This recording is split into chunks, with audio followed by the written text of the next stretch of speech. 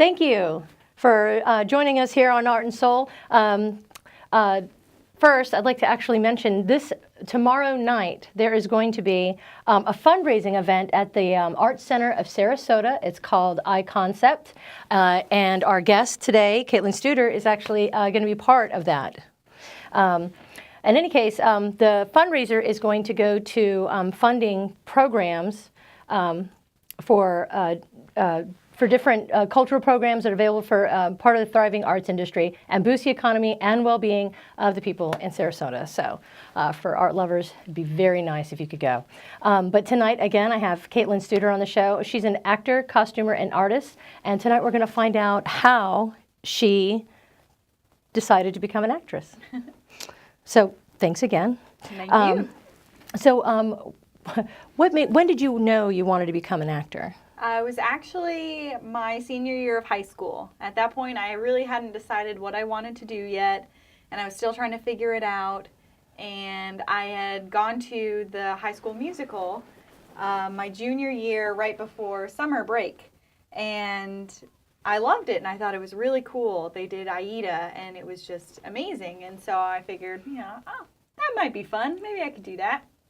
And so the following, when I came back in the fall, my senior year, I decided to just on a whim audition, and they were doing Twelfth Night, Shakespeare's Twelfth Night, and I ended up getting the lead the very first show that I auditioned for. Wow.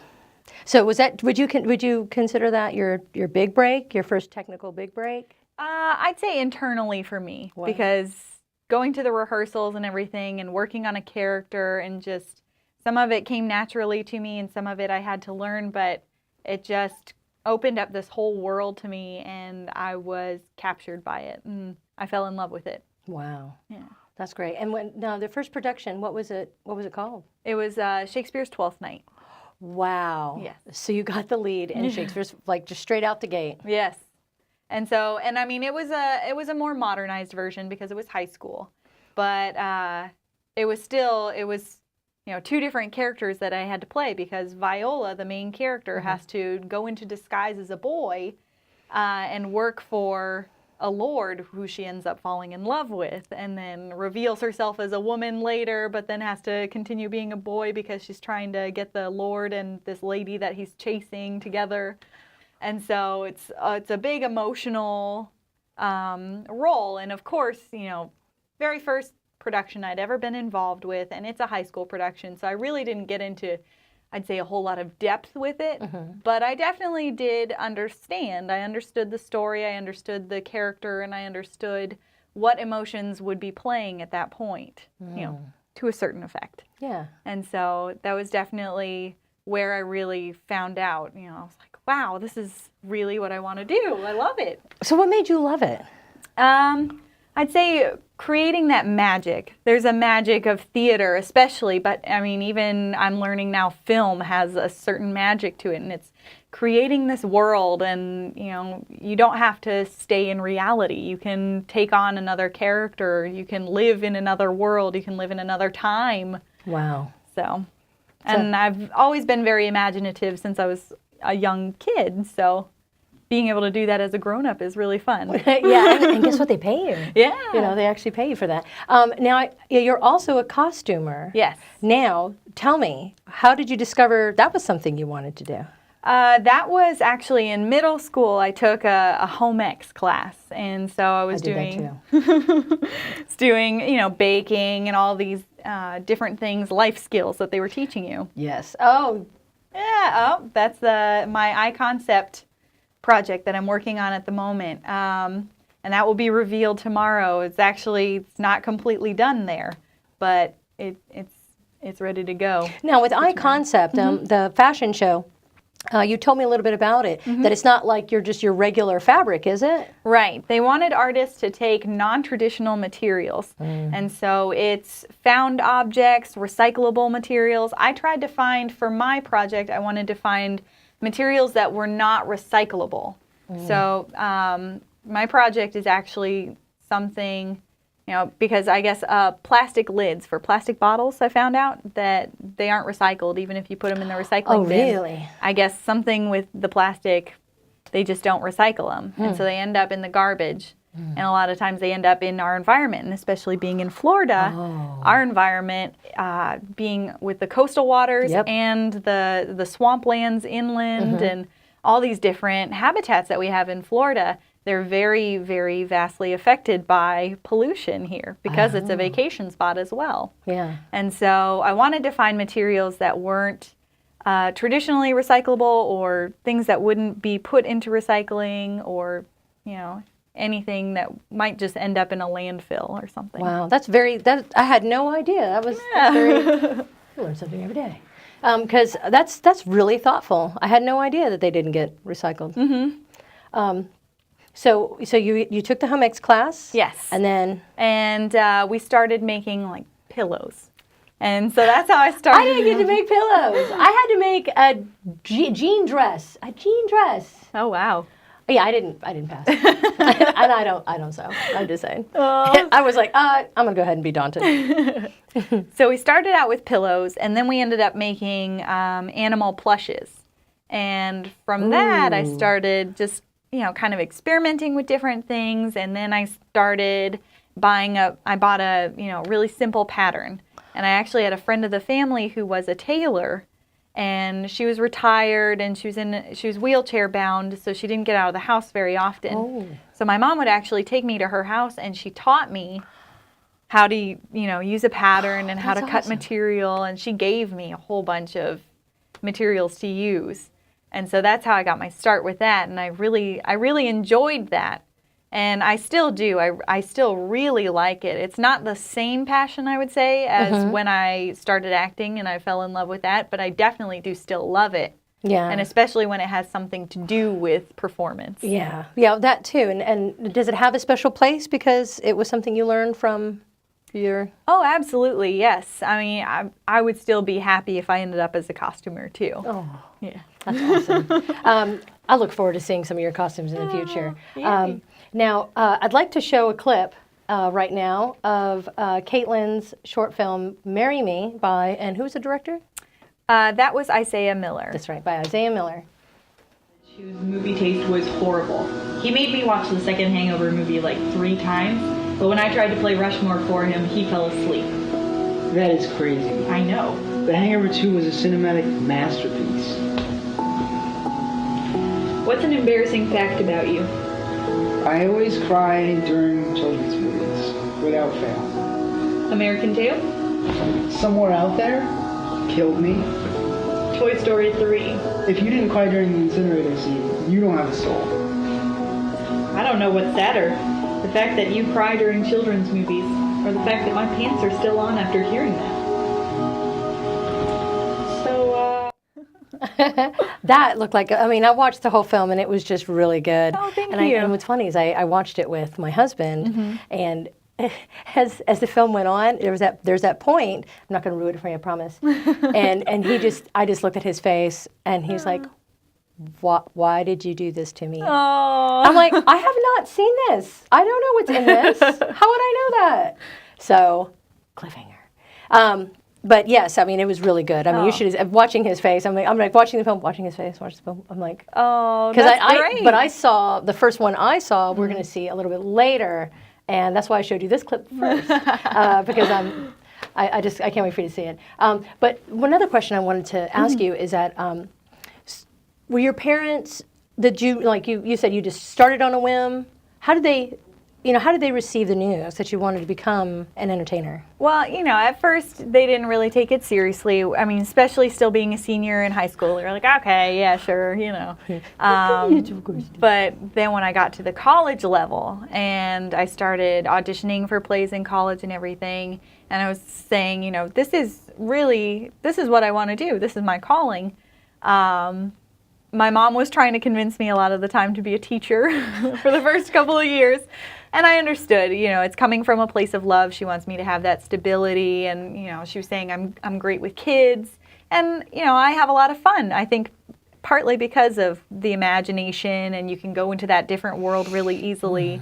So I have a lot of fun being with kids. But being a teacher was definitely not my passion. And I knew that it would not make me happy. And especially lately, but once I got to, I'd say, USF and I was finishing my bachelor's degree after going to the community college. And I was really serious about it, and she saw how much I was fighting for it at USF because it was a much bigger theater program there.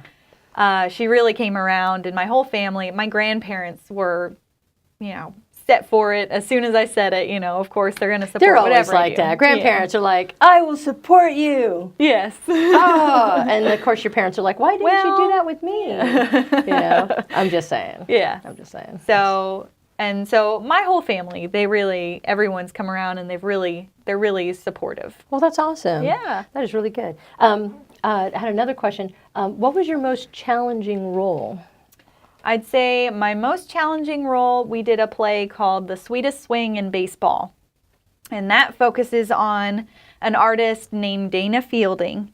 And it was really tough because the play starts out, her career is kind of falling through. She's an artist, and her art show is failing, and she feels like she's not going anywhere, and she's failing as an artist.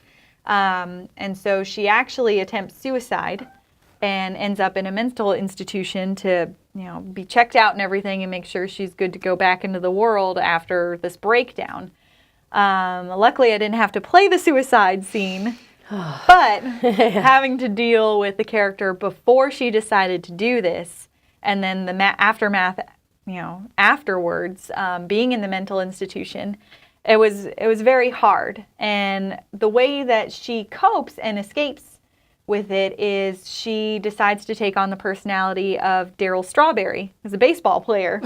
And it's because she wants to stay in the institution. They've decided, she's healthy enough that she could go. And she likes it there. She feels safe there. And so she adopts this second personality to try and stay and trick the doctors and stay in the institution for as long as she feels comfortable. And through this additional personality, she eventually comes back to art. And the show ends with her art show going back up again, and with these new paintings that she's painted as Darryl Strawberry, and it's successful. Wow. So it was really good, but the challenge, especially dealing with those emotions and everything, I remember there was one rehearsal where I hadn't really learned how to separate myself from the character. I'd say I was definitely more of a method actor at that point, because I was just kind of letting it live rampant, live in my life when I was out in classes and when I was, not in rehearsals. I was still letting a lot of that be there. And I remember a rehearsal for Sweetest Swing where I just started crying.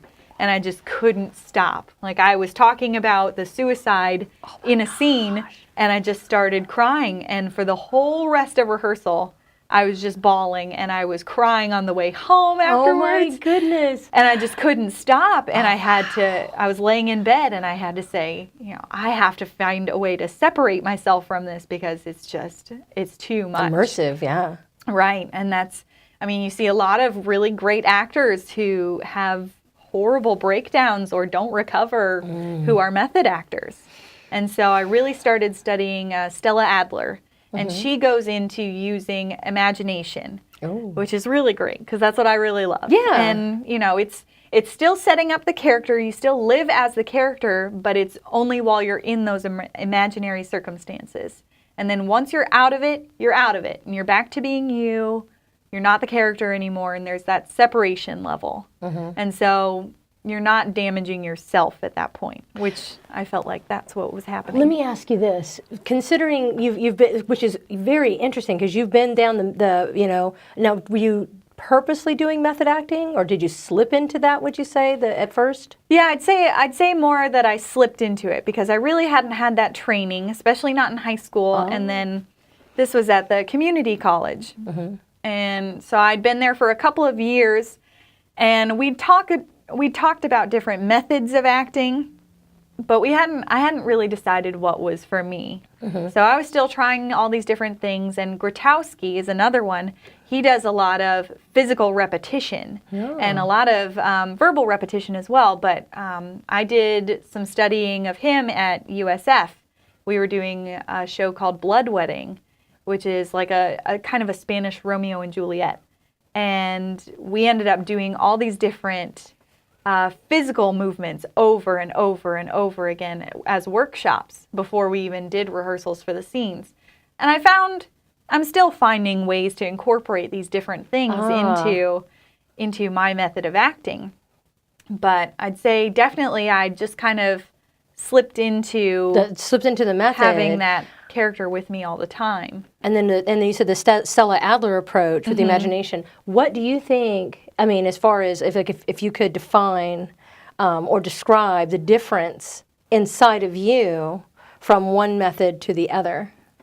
I'd say it was a little more wild with the method acting because, I didn't know what my emotions were going to be. I didn't know how well I was going to be able to take the day on, during rehearsals and everything. And this wasn't just for Sweetest Swing. It was for other characters as well. I mean, some of are comedies and some of them were tragedies and some of them were kind of a melodrama, but I feel like I kind of carried that character around with me and kind of played them in the real world, and they're not really meant to be there. So it was very confusing, and Yeah, absolutely. it created some difficulties. Yeah. Just because I like to ask actors this, do you find, after you've done a part, that you'll go through your day and then you'll slip right back into that, or you'll feel that or think that thing of that character like they're still under your skin? I definitely do. If it's a character I've had a really deep emotional bond with, if I really enjoyed playing that character, I totally want to bring it back and bring it into, whatever I was doing, or if I didn't like what I was dealing with in the real world, I'd just go back to Let me get my Daryl Strawberry on. Yeah. Just saying. So, I got a character for that. You better watch out. Go into the phone booth, come back out, got glasses on. right. Because I'm fascinated by that. I am because I'll be honest with you. I've done, before I went into film production, I did game design. And before I did game design, I would play games. And before I played games, because I didn't have digital devices, I got into other forms of gaming. And some of those gaming where you had to become a character, or you made a character. Right. And you just get attached to a character, and you get this backstory and a wardrobe and all this stuff. And, every now and then, I don't feel like I'll be that old character, but I'll talk about her. You know what I mean? Like, Right. oh, and then this happened. It's just a lot of fun. Oh, yeah, absolutely. My other, was something else I wanted to know, was you had talked about like the Meisner strategy, I think, when we spoke before. I'm trying to remember. I may be remembering that wrong. So there, as far as the different strategies you learned in school, there was method acting, and what were the others? Stella Adler, I'm trying to remember if it was Meisner who did method acting or not. I don't know. But Grotowski, I know, was the repetition and the physical repetition. And that my experience at USF, I actually had one of my professors who studied right directly under Grotowski. Oh, So that was really cool to be able to work with her. Yeah. to be able to go, I am one person removed from Grotowski. Right. That's kind of, let me see. That's very cool. That's that's kind of awesome. I know that, personally, I have found that when a person studies under a master, that's just, I don't know, there's just something kind of amazing about that. Oh, absolutely. So that had to be very, very cool. One thing I would like to do is talk about some of your mentors. Okay. Yeah. When I studied at the community college, I had Dean Anthony and Ken Erickson. And Ken Erickson was a mentor he did a lot of the costumes or finding the costumes. He was an art major. So he really came at it from an approach of the visual aspect. And so he taught me a lot about costumes. He taught me a lot about creating sets and creating an entire look for the world of the show. And then Dean Anthony was definitely the acting teacher. He has a master's in acting performance. And so he introduced me to a lot of these different teachers and styles. And, he made us read some really great acting books. And he's very tough, It was a lot of tough love. Now, I have heard some interesting stories from my fellow filmmaker friends and actors about really tough teachers. Do you mind sharing a story about one? Sure. Not using any names. What happened? Unless you want to, I don't mind. Yeah, I'm trying to think of a good one. The reason why I ask is because took a workshop here in Tampa, and that instructor told me that I forgot who he had said he'd studied under, but apparently she's really big, and I wish I remembered. But in any case, like I think she'd kick him. Oh, yeah, and she'd shout at him, and or she'd scream, "Stop acting, stop it!" So I was like, "Wow!" And he's like, "But I won't do that in this class." And I'm like, "Oh, thank goodness! My goodness! Wow, don't want to be kicked or screamed at." Well, at USF we had the teacher I spoke of that studied under Grotowski. She was very, very agile, and the whole time we were rehearsing a scene, and she was going for a specific emotional response or a specific physical response, because she, after studying from Grotowski, she really focused on the physical. And so she would, be like a little spider monkey running around us and everything while we were doing the scene. And, if she liked it, she'd go, "Keep it!" And then, so you're trying to stay in it. Keep it. Oh, okay, I've got it. I just, okay, I'm doing good. Okay, but I got to stay in this character. So, oh my gosh. So it was a little, it would make you a little frazzled, but at the same time, you kind of, okay, that's the feeling I'm going for. Wow. Kind of Do you mind? Okay, Chris, can we show the clip? This particular, I really love this next clip, and it's from Behind His Eyes by Marcelo Martindale. Marcelo Martindale.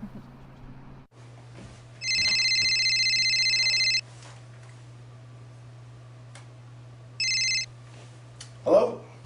Hey, you. Hey, how's it going? I just wanted to see if we were still on for tonight. Yes, most definitely. Okay, see you then. Who was that?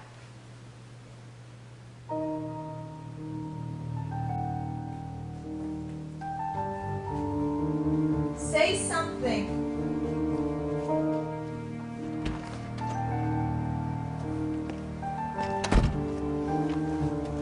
Say anything.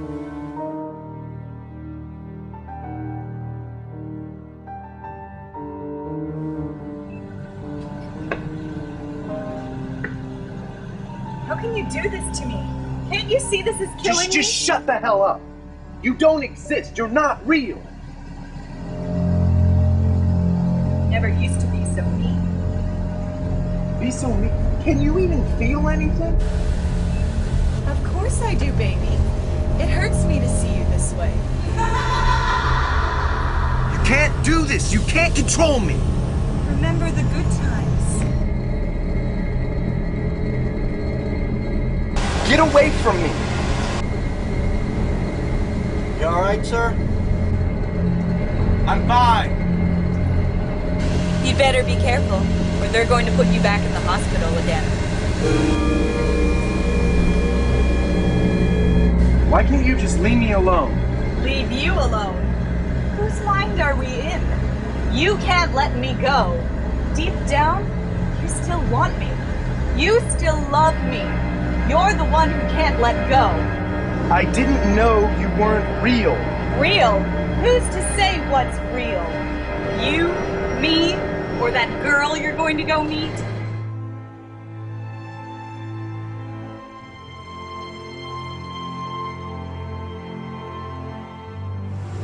She is real.